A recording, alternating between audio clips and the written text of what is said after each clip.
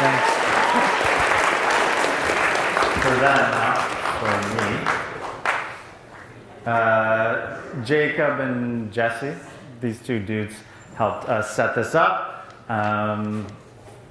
So let's give them a quick round of applause.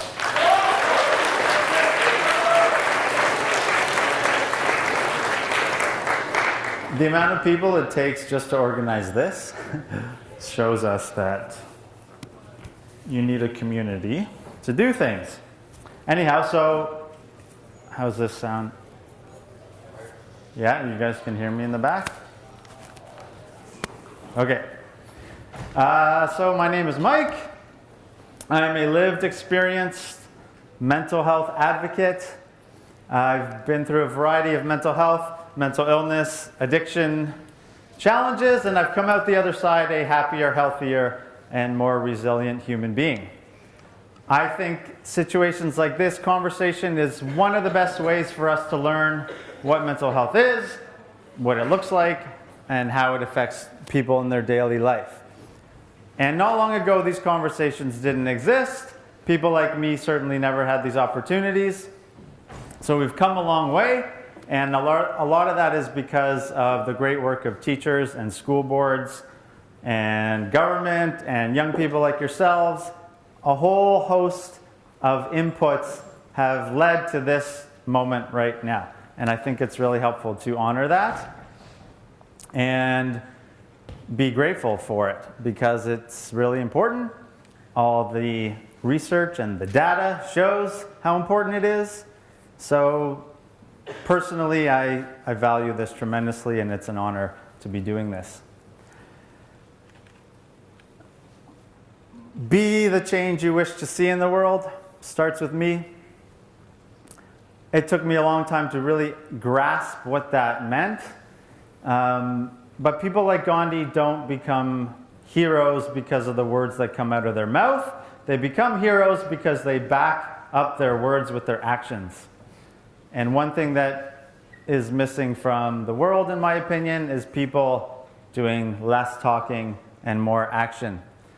And if we can somehow incorporate that into our lives, the world will be a better place, and so will your life. We're going to do a quick 3-minute silent meditation, if you will. You don't have to do it, okay? You don't have to participate. And if you don't want to, that's totally cool. Just please do your best to be respectful. It's okay to laugh. It's okay to giggle and be uncomfortable. That's sort of part of the point. But I think it'll be just nice for us to ground ourselves before we get into this. So hopefully all of this works. We're going to find out right now.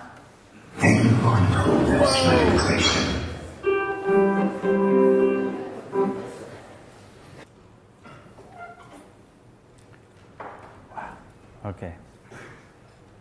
There was a few seconds there of real deep silence. Did everybody feel that? Yeah? That was really nice. Jesse, you want to try? Okay, let's see what happens.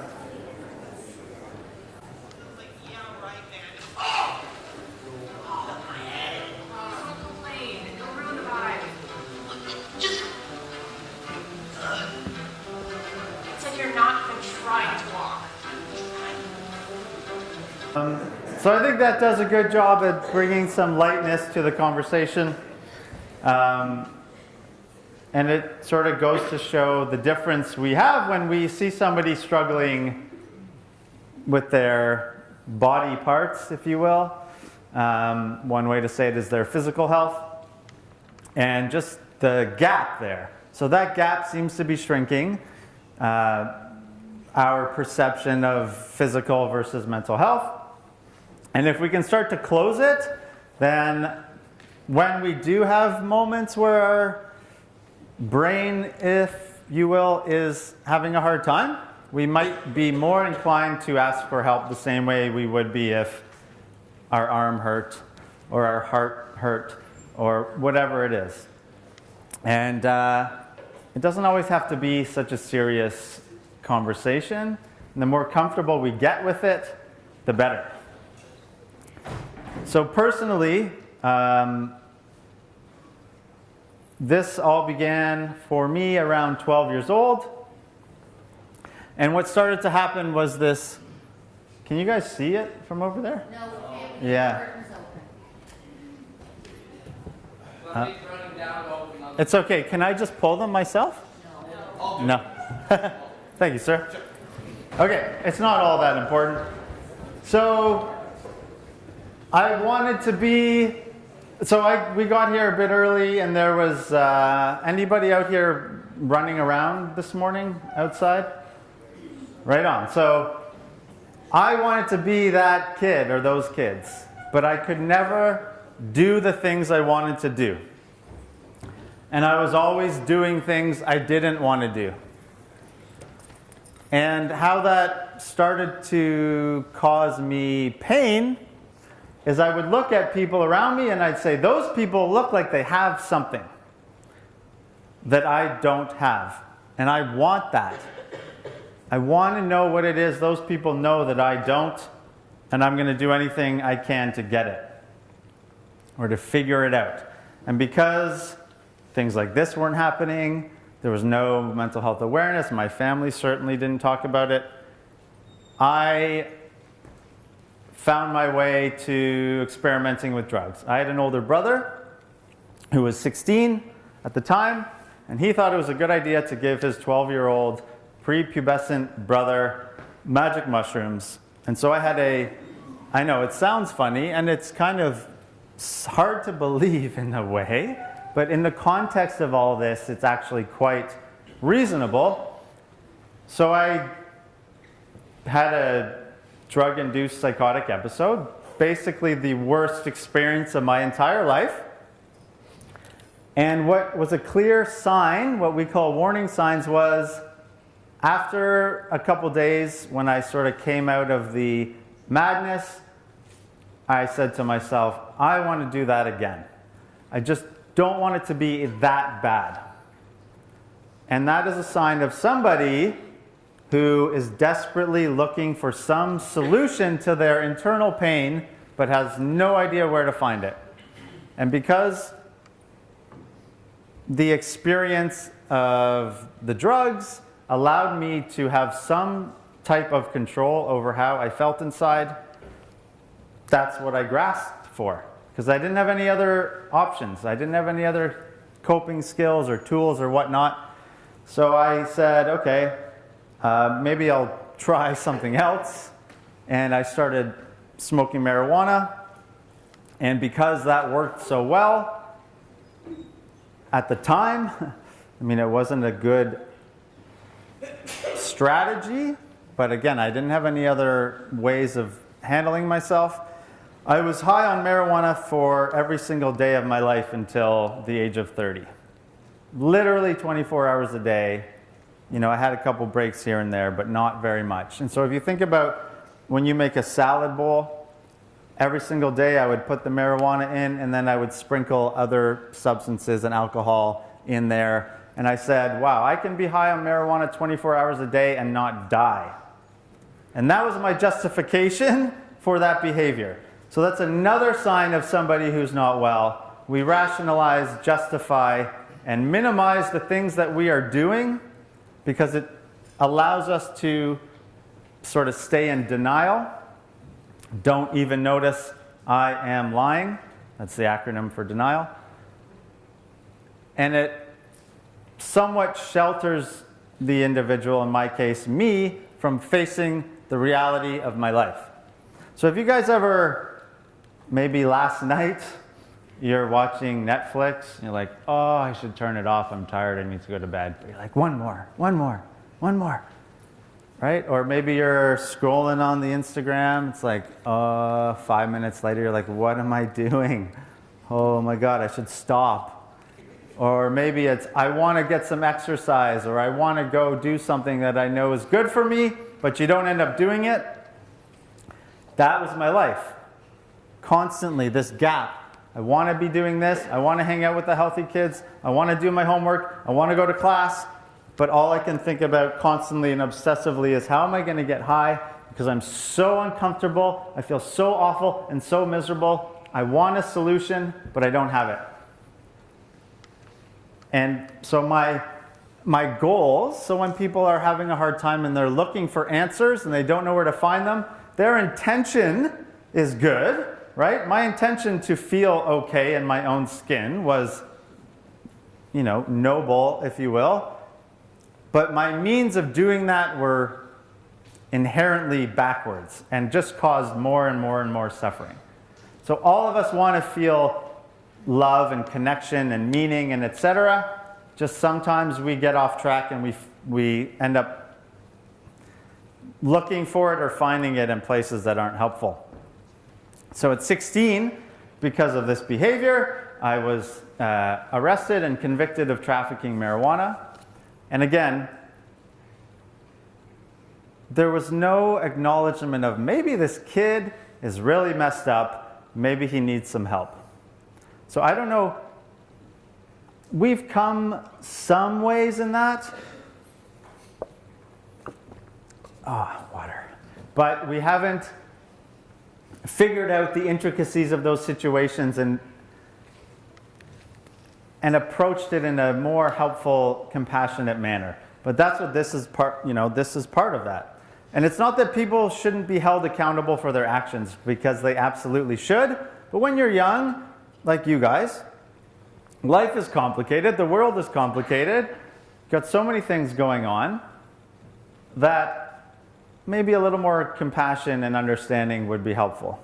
And I think if we can all do a little bit better job with that, again, the outcomes will be more positive and more things like this will happen, and we'll have less people that end up in situations like myself. So shortly after high school, my brother, let's talk about these people quickly. So when you have a family history of any health-related matter, it's helpful to know, because when the signs arise, you can say, oh, that looks like X, right? So if you have heart disease in your family, or maybe diabetes, or whatever it is, generally an intervention can happen earlier, or the negative effects of that illness or whatever it is developing might be mitigated. Again, because this stuff wasn't happening when I was growing up, the signs of myself and my brother weren't clear, and my parents didn't talk about it. And so my grandfather on my dad's side died by suicide. Shortly after this picture was taken, my dad was 5. And on the other side, my grandfather lived with alcoholism. And my mom had 7 sisters. So she grew up with 8 girls in a chaotic household, and there was all kinds of things going on. So when my brother and I were behaving in strange ways, it was just thought of as, oh, they're maybe just kids, or they're just experimenting with things, or whatever it is. But knowing what I know now, if I see that in my own children, I will be much more aware and skilled at helping them. Or when I see it in people like yourselves or whoever it is. So that's me at 12 when it all began. And I squeaked. This was literally me in high school. I mean, who here got a good sleep last night? Right? So, there's all these things going on in your life that if you're not, honoring some of these, right, things can get messy quick. And,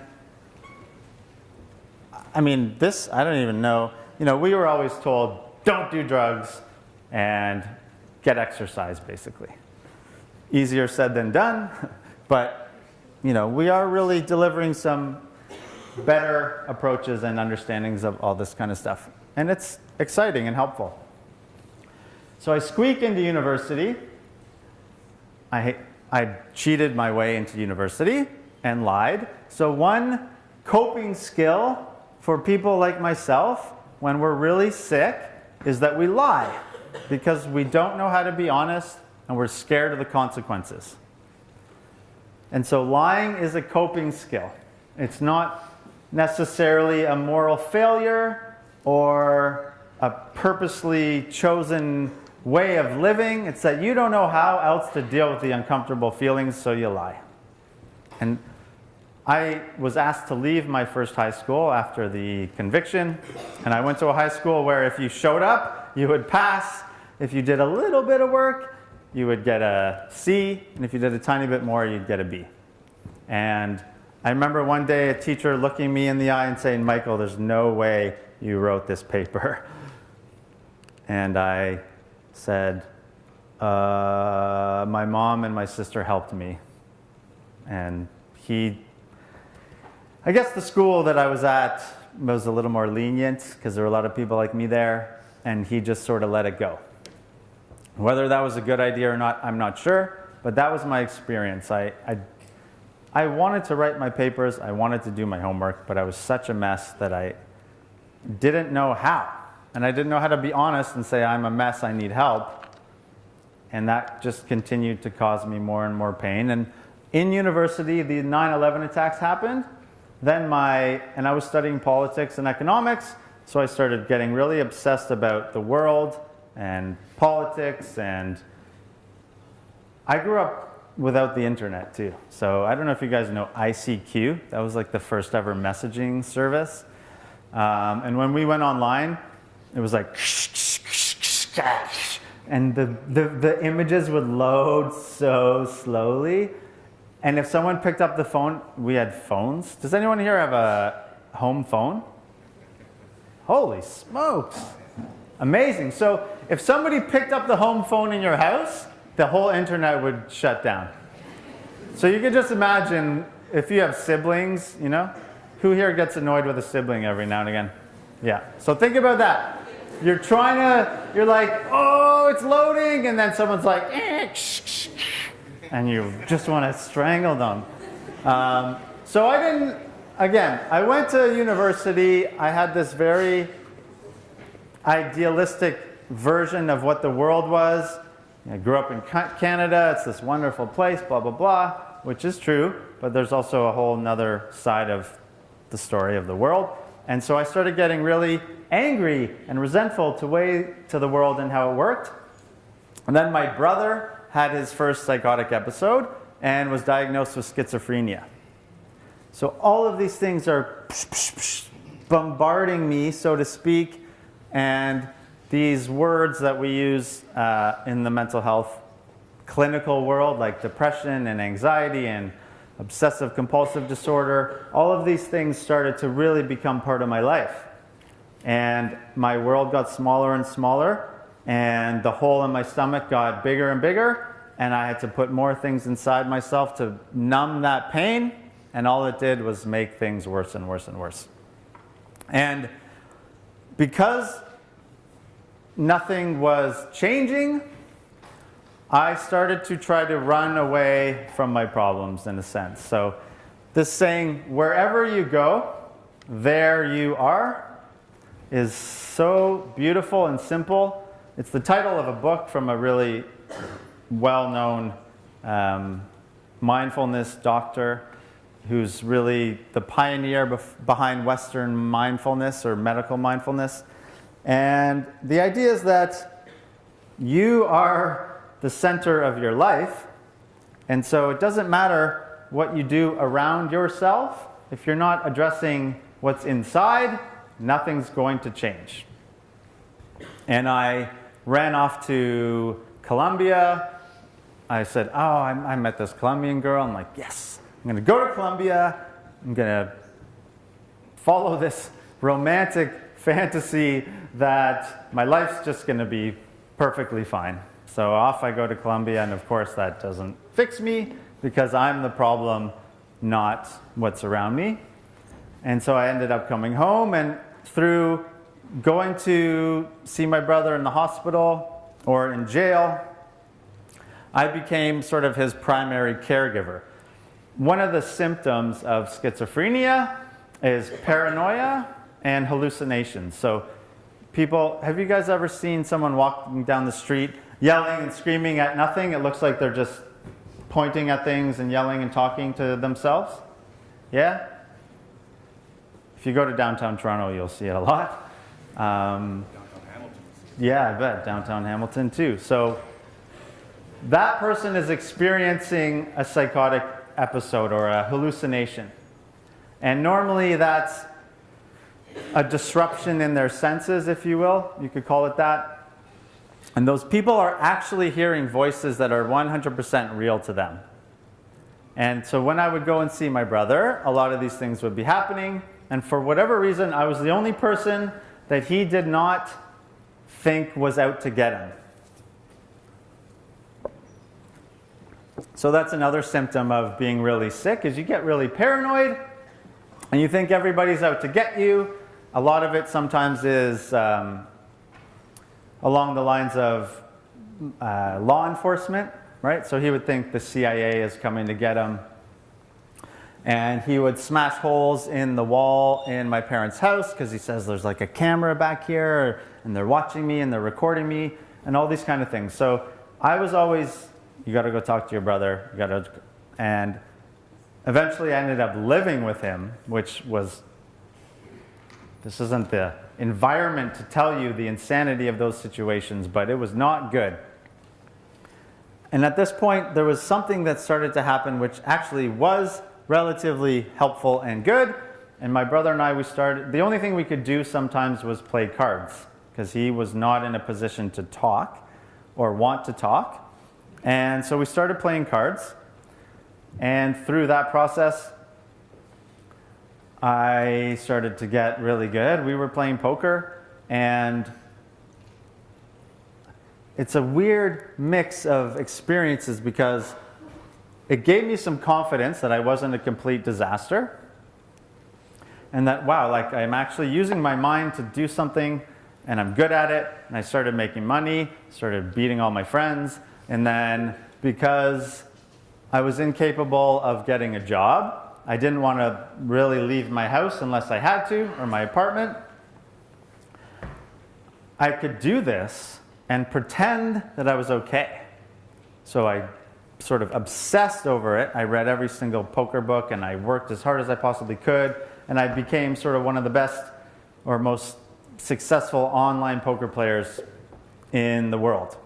And then again, I started traveling around thinking if I can just fix the world around me, maybe I'll be okay inside. And of course that doesn't work, but because I had money, I could delude myself even more into thinking that I don't have a problem. And by chance, I was at a friend's wedding. I was emceeing a friend's wedding, and there I met a girl. And I always said to myself, you know, girls, when I had girlfriends, I could be a little more honest and open about what's happening inside of me. Because generally, you know, girls are better at that. And through that relationship, I started to have to confront my problems. Because when you have somebody reflecting back to you the truth of who you are, it's a lot harder to run and hide from what's going on. I had my brother there most of the time. So that wasn't helpful because I would say things like, at least I'm not as crazy as he is. You know, we do that a lot. You compare yourself to other people, you compare yourself to whoever it is, and then you either say, I'm better than, I'm less than, or whatever it is. And that's what I did with my brother, which wasn't helpful. So through this relationship, I started being forced to look at myself honestly.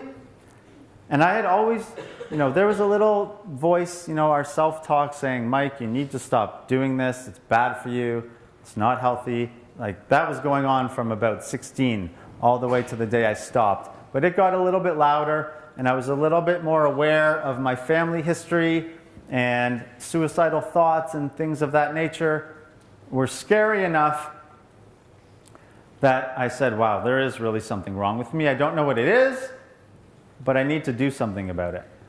And my girlfriend was willing to try to help, and so I tried on my own, in a sense, to change. And the definition I like of insanity is doing the same thing over and over and expecting a different result. So I was trying all these different things. I wasn't able to change. My last straw was, I know what I do. Let's get married. So me and this girl decide to get married, because of course that's going to fix me, right? I've tried everything, nothing works, but maybe marriage will work. So we got married, and of course that did not fix me. Too bad. No, so shortly into the marriage, it was very clear that it wasn't going to last. If I continued behaving how I was behaving, I would end up dead, in jail, in a hospital, alone. And I didn't want that. Every single one of us, whether we can put words to it or not, we want connection, we want love, we want to be part of something, we need support from each other. And I knew that that was slipping away from me, and I may never, who knows what would happen to me before I got another chance at this. So it's so hard to describe, but I decided to stop digging, is one way to put it. We all have our own threshold for pain and for etc. And that's why it's helpful not to compare yourself to other people. And for me, I was at a bottom, which is when I decided to stop digging. And I did something that for some reason was so hard to imagine. I asked for help. You know, my God, what an idea that one is. And I called a friend who I used to do a lot of partying with, who was now an addiction counselor at a treatment center. And I thought to myself, if that guy can do it, I might have a chance. So I called him and he got all sort of formal on me. He's like, okay, well, we got to meet up and do an assessment and da-da-da-da-da. So we meet up. I'm going through the checklist. It's like check, check, check, check, check, check, check. Yeah, Mike, I think you have a problem. It's like, really? No kidding. It was kind of funny. So he said, call this number. You should go to this program at a hospital, and good luck, basically. And that was the first time in my life that the sack of bricks that I'd been lugging around, forever, started to loosen. I said, oh my God, this might actually be the first opportunity I've ever had to do something about my craziness. Called the hospital, and the lady said, Michael, you have to be sober for 72 hours before you come here. And I thought to myself, wow, if I could be sober for 72 minutes, I wouldn't need to call you. And she said, okay, well, you can check yourself into a detox here. They had a detox. Or you can do it somehow. So somehow I managed to do it. And from that point on, my life really started to change. There's the hug that we all want, So I started learning how to do that or embrace that. And slowly but surely, I started meeting people like this. This represents this person that I met shortly into this process. His name was Jeremy. And I owe my life to this guy, Jeremy. He's like my Yoda, okay? He helped me understand how to be a human being. He taught me about respect, being accountable, following some sort of routine, checking in with another human being. He had been through a lot of the things that I had been through. And without this man, I don't know where I would be today. And I talked to him, he said, call me every day. And I literally called him every single day for about 3 years. Didn't matter why, he just said, call me every day. I would call him and say, I don't know what chocolate bar to buy. Like, I was such a mess that I couldn't make decisions. And so through that process, I just started to heal. And along with that, I got a psychotherapist, I got a psychiatrist, I got a marriage counselor, I got a mindfulness doctor, and all these things were covered by OHIP. It took a while, there's a big thing about waiting lists and etc. So part of all of this movement is making things more accessible for people, especially young people, because the wait times are terribly unhelpful. And that sort of built, this team around me where I could rely on a bunch of different people for the plethora of problems that I had. And one thing that Jeremy said to me that sticks with me to this day is that you need to dig deep and build a foundation so that when the earthquakes come, you don't fall over. And you need to make this the most important thing in your life. Because if you don't, then everything else will fall apart around you. And that really, really stuck with me, and it made perfect sense. If I'm not taking care of myself and taking this so seriously, then I'm just going to end up how I used to be, and nothing scares me more, absolutely nothing scares me more than going back to how I used to be. Just want to do a time check. We have till about 9:50, is that right? Okay. I forgot my watch. So, if you told me to get down on the ground and lick the floor, and that will reduce my symptoms of mental illness, I would do it. I literally would do it. I will do anything I possibly can to put a gap between me and the pain. Drugs are not a good solution. I have all these other tools, and I use them like my life depends on it. And so I like these. I'm not going to go into too much detail, but the first thing that generally needs to happen in my situation is to get honest, right? I'm a mess. I need help. I can't do it on my own. And when we become honest, something changes where we sort of believe that something can change, and that's hope, right? And through hope, the word faith isn't the best word to use, but you begin to believe or have faith in this process that if I just do these things, something will change and I'll get better. Especially in the times of deep misery and suffering, we need something to look towards or to believe in that makes it worthwhile to not go back to the old patterns of behavior. Oh, my mouth is so dry. And when that starts to happen, we build up courage and we learn to act with integrity and a willingness to do whatever it takes to change. So one thing that had to happen for me to face my past was build up the courage and belief in myself that I wasn't a despicable human being and that I actually had value and that I actually could live by these values, or I don't know what I call them, a tool set here, but whatever it is. And then I could start to make amends. So there was a couple people in my life that I needed to say sorry to or make amends with. And it's really important to understand that saying sorry doesn't mean anything if you don't back it up with your actions, right? Sort of goes back to the thing with the Gandhi quote. So until I knew that if I said sorry and tried to make amends, that I was going to honor that with my actions, there was no point in me saying sorry. And that took a lot of work and therapy and healing to get to the point where it said, you know what? I'm not like I used to be. I can take responsibility for what I've done, and I can fess up, so to speak, or try to make amends. And after that happens, for me, I was freed of the last bit of my past that was holding me back from being whole or being part of the world. And that was incredibly liberating.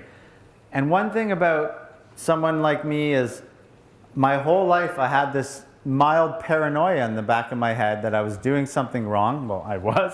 And I was always scared of the police, even though as an adult it's not. Anyway. And that sense of impending doom took years to leave me. But now that I'm acting with integrity, I'm honest, I'm doing helpful things for the world, I don't have to live with that impending doom or fear anymore. And that is so beautiful. And that's what sort of leads me here today to the last sort of thing of purpose and service.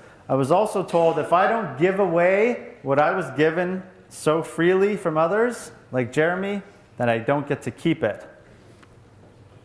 And so part of me doing this, or part of me doing this in other environments where I'm helping people for the sake of helping them, not because I get anything in return for that, it allows me to keep what I've learned and help others do the same. And that's part of this. Here it says give back, right? It's the same thing as service. If we're not engaged in helping others, then we suffer and they suffer, and that's what makes the world go around. And it actually can bring you so much meaning and, zest for life, so to speak. That's a huge buffer against all the pain and all the suffering and all the crap that we have to deal with, right? Life hits you in the face all the time. It's sort of how do you respond to that? And how do you help others respond to that? That is what really matters, right? Life's not supposed to be easy. We all make mistakes. It's what we do with it that matters. And so I got two little people in my life now. One sort of funny story is right after I got sober, my wife said, we should try to get pregnant because who knows what you did to your sperm. And sometimes, a lot of people, it takes a long time to get pregnant sometimes. And she was 2 years older. And so, of course, I'm thinking, I don't do drugs anymore. Everything's going to be fine. Which is so, When you remove the drugs, you're left with the problem, which is me. And I didn't understand that, right? So anyway, I'm like, yes, let's do that. She gets pregnant right away. And 6 months later, as I'm detoxing and the clouds are parting, I wake up one day and I feel this thing on my finger. Like, holy moly, I'm married. I'm in a house that I helped pay for. And there's my wife in the bed. And she rolls over and her stomach's out to here. And I just do the Home Alone of, ah! And it wasn't that I didn't want to be there or that it wasn't special. It's just that I'm 30 years old and I still feel like a 13-year-old kid, right? I woke up as a 13-year-old kid in a 30-year-old man's body being like, what the bleep am I doing here? And how did this happen? It's like, Anyway, so over the years, it's been about 6.5, almost 7 years since sort of that day that my life changed. And I get to be with these people. And it's pretty nice. And opportunities like this, are just so very special. And that's about it. I'm going to get into the mental health side of things, but that's my story. I could go on forever, but we got about 13, 15 minutes. So let's get on with the show. A beautiful quote, you can't stop the waves, but you can learn to surf, right? Life is going to be like this. But if we focus on these 5 things here, or similar ideas, then we can learn to surf. And we're going to suffer, and we're going to have bad things, but we can be okay. So I work with all these different organizations, and that's sort of what brings me here. I talked about this a little bit. Mental health is not as important as physical health. It is physical health, right? The brain is an organ. It's in your body, which means it is physical health. So yes, it is as important, but no, it's the same thing. So your health is important. The brain, one of the main functions of the brain is to produce thoughts, okay? 50 to 70,000 thoughts a day run through your head. Most of them unconscious. But if you just think about that, right? It's like a word machine, nonstop. And so the same way that your liver cleans out your blood or whatever it is, the same way your heart pumps, that's the job of the brain. And it's an organ, it's part of your body, it's It's not different than your physical health, okay? This is a clinical concept, but this is accepted by the medical world. It's called the dual continuum model, okay? So this axis is the x-axis, I think. Somebody up front goes, yeah. Man, I've done this like easily 100 times, and why? It's like, I gotta write it on the slide, so stop screwing it up. So everyone has mental health, right? If you have a brain, you have mental health. Sorry, I was just looking at the monitors. Every time I get over here, it starts to... So you have a brain, and your mental health can go up and down, right? Sometimes maybe around exam time or other stressful times in your life, your mental health is under stress. And maybe you're not as well as you might otherwise be. The other axis is the mental illness axis. So to be diagnosed with a mental illness, that has to be done by a doctor, right? Not by Google. Not by, my friend said I'm this, so I'm going to go on Google and figure it out, and then like half an hour later, you're like, oh my God, I'm whatever. It's by a medical doctor, a psychiatrist, or a psychologist. And it means that you fit into a cluster of symptoms that are connected to a diagnosis like depression or anxiety or obsessive compulsive disorder or schizophrenia or bipolar or whatever it is. But that doesn't mean that you can't enjoy a good quality of life. So that's what this sort of axis is trying to say. You can have a mental illness that is minimally affecting your life or not at all. So sometimes in my daily life, today, these things don't affect me at all. As long as I'm doing these. This thing's great. I like pointing to this. So if I'm taking care of this, then the symptoms of my mental illness aren't affecting me. But as I come under stress and when life gets hard, sometimes my mental health diminishes, and then the symptoms of my diagnoses start to be unmanageable or start to be difficult, and then everything kind of gets yucky. If you're not taking care of these things, you might be on the other side of the axis, right? If you have a diagnosis. So when my brother is psychotic, not taking his medications and not taking care of himself, his mental illness is severe and his mental health is poor. When he is taking his medication and taking care of himself and doing all the things he knows he needs to do, then his illness is not bothering him very much or not at all, and his mental health improves. Is that clear? All right. Don't need to talk about that. So again, addiction is still somehow disconnected from, the center for addiction and mental health. I don't know why that is, but anyway, I think addiction is often misunderstood. So there's a famous or well-respected and known addiction specialist, Gabor Mate. He's written some really amazing books and done some incredible work in Vancouver. And one way he describes it is, addiction is somebody who is trying to soothe an internal pain by putting things into their bodies or through their behavior, right? So whether it's shopping or sex or exercise, or whether it's alcohol, drugs, food, whatever, they're trying to soothe an internal pain. And regardless of the negative consequences of that behavior, they can't or won't stop.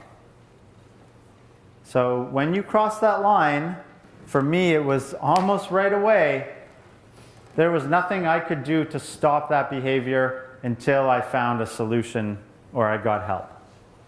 And when the person is stuck in that place, it is so incredibly hard to help them understand what's going on with them, because you get defensive and it's hard. So addiction is not a choice, is really what it boils down to. Historically, so when my grandfather was mentally ill back in the 50s, he had a lobotomy, which is they cut your head open and do surgery on your brain. So that was not that long ago, and that was what the medical community thought was the best way to treat your illness. And they looked at it very much as a sort of a disease. If we could just find the place in your brain where the problem is and fix it, then everything will be okay. What's happening now is this idea of a recovery model. So when someone is not well, they try a more holistic approach. What are all the areas of this person's life that we can help them with? And when we help them with those areas, the symptoms of their illness are reduced.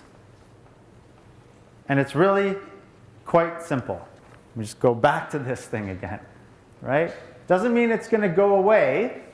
It may, but the pain and the struggle can be hugely reduced. And also, it doesn't. The first psychiatrist that saw my brother told my mom that he was going to be basically screwed for the rest of his life. That was 16 years ago. And that was from the medical model of he's got a disease in his brain and he's screwed. The holistic, the recovery model is, yes, we have these problems, but here's all these other things we can do to make your life better. And it's really helpful. As we're sort of getting towards the end, what are some of the things that you can do for other people? Or maybe even yourself? And it's tricky, right? But when we... can I have a volunteer? Yeah, there he is. Okay. Stand right there. Put your hands up. Okay.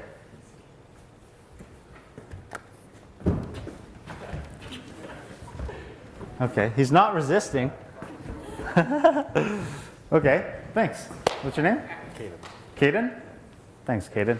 Okay, so the idea is that when you approach somebody else who may be not well or who may be having a hard time, there's generally two responses. One is they just sort of back up, or the other is the instant pushback, right? And neither of which are generally very helpful, right? In one of the, therapy clinics that I work in, we have a group therapy with kids and parents, and we call it wild child or turtle. So either you sort of turtle and you turn away, or you freak out and you push back. What can avoid that situation? Because it's not helpful, right? If somebody's struggling and you want to help them, and you come up to them and say, you need to do this, or why are you doing this, or stop, it creates a tension that's not helpful. So to validate someone's experience with your mouth shut is really helpful. Someone's having a hard time, and you can tell that they want somebody there. Just saying simple things like, wow, it looks like you're really angry. Or, wow, I can see that you're having a hard time. Using I statements is important, right? Because the person might say, no, I'm not. You're like, oh, okay, sorry, I thought you were. Or whatever it is. Validating their experience, right? We're so bad at allowing other people to be the way they are, especially when they're struggling. So, simple as, wow, it looks like you're having a hard time. Do you want me to go away? Do you want me to stay here? But validating them and honoring that. And the next thing is, it's kind of tied in, but it's the acceptance, right? So when my son's having a meltdown because he doesn't get a candy or whatever, I may want him to stop doing that, and I may want him to act differently and etc. But that's my problem, not his, right? So I can see you're upset you're not getting the candy. I get it, you're angry. It's sort of the hot potato. It's like, this isn't my problem, this is his problem. And if I allow him to experience his pain, then he learns to work through it. And that's something that we're not good at either, right? I can help him work through it, but we have to allow people to experience their problems or their joys and allow them to work through it.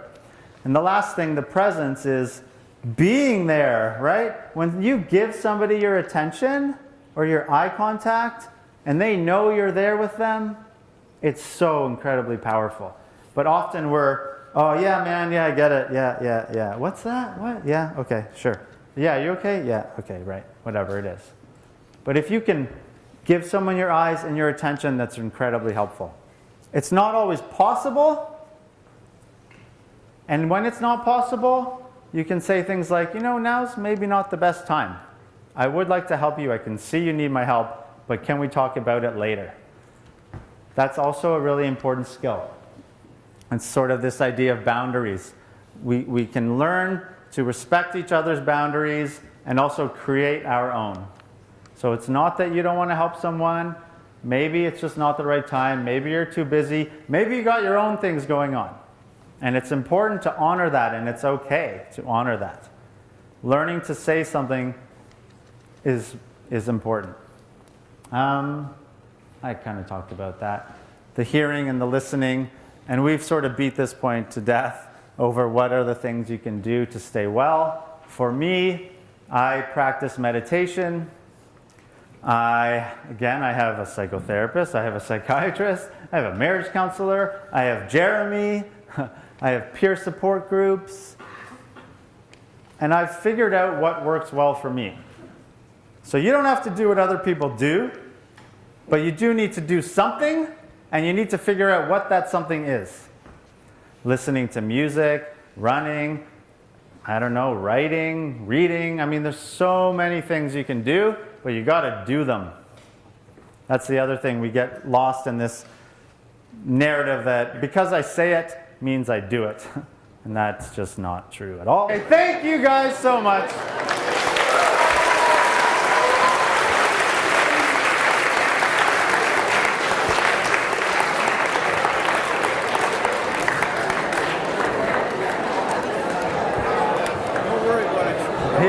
Sometimes it happens to me all the time in class.